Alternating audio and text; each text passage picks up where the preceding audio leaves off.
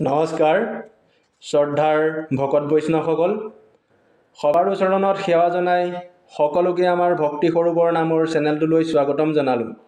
প্ৰভুসকল, আজি আলোচনাৰ বিষয়বস্তু হৈছে কল্কি অৱতাৰ। কল্কি অৱতাৰ কিয় আৰু কেতিয়া হ'ব, কল্কি অৱতাৰলৈ ভগৱানে কাক সংহাৰ কৰিব, এই বিষয়ে আজি ভিডিঅ'ত বিশদভাৱে আলোচনা কৰা হ'ব। প্ৰভুসকল, ভাগৱত শাস্ত্ৰৰ মতে যেতিয়া মানুহে ধৰ্মক পাহৰি যায়, সাধু সন্তৰ ওপৰত অত্যাচাৰী, অনাচাৰী, অধৰ্মীৰ যেতিয়া উপদ্ৰৱ বৃদ্ধি পায়, তেতিয়াই ভগৱানে ধৰ্মক প্ৰতিষ্ঠা কৰিবলৈ আৰু সাধু সন্তক ৰক্ষা কৰিবলৈ পৃথিৱীত অৱতাৰ লয়। ভগৱন্তই কৃষ্ণ অৱতাৰ, ৰাম অৱতাৰ আদি যুগৰ শেষৰ সময়ত লৈছিল। ঠিক সেইদৰে কল্কি অৱতাৰো কলি যুগৰ শেষ সময়ত ল'ব বুলি ভাগৱত শাস্ত্ৰ আৰু কল্কি পুৰাণত উল্লেখ কৰিছে।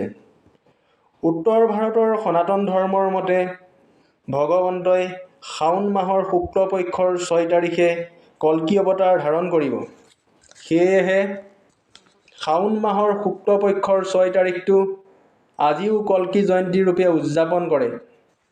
প্ৰভুসকল, কল্কি পুৰাণ অনুসৰি যেতিয়া পৃথিৱীত অত্যাচাৰী, অনাচাৰী, অধৰ্মীৰ উপদ্ৰৱ চৰম সীমা অতিক্ৰম কৰিব, যেতিয়া পৃথিৱীত বৰ্বৰতা আৰু অৰাজকতাৰ সৃষ্টি হ'ব, ইজনে সিজনক মাৰিবলৈ, কাটিবলৈ উত্তাউল হ'ব, মানুহে নিজৰ খাদ্য এৰি অখাদ্য ভক্ষণ কৰিব, নামঘৰ, মন্দিৰ আদিত নাম কীৰ্তন, পূজা অৰ্চনা আদি নোহোৱা হ'ব, মানুহৰ গৃহত পূজা পাঠ, নাম কীৰ্তন, প্ৰাৰ্থনা আদি নোহোৱা হ'ব, পুৱা গধূলি গোসাঁই ঘৰত ধূপ ধূনা বন্তি আদি নজ্বলা হ'ব, তেতিয়াই কলি যুগৰ অন্তিম ক্ষণ আহি পৰিব।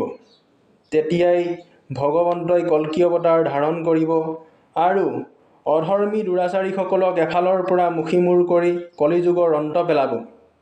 প্ৰভুসকল, আপোনালোক সকলোৱে চেনেলটো ছাবস্ক্ৰাইব কৰিব। কিবা মতামত থাকিলে জনাব। ভিডিঅ'টো লাইক কৰিব। কৃষ্ণ।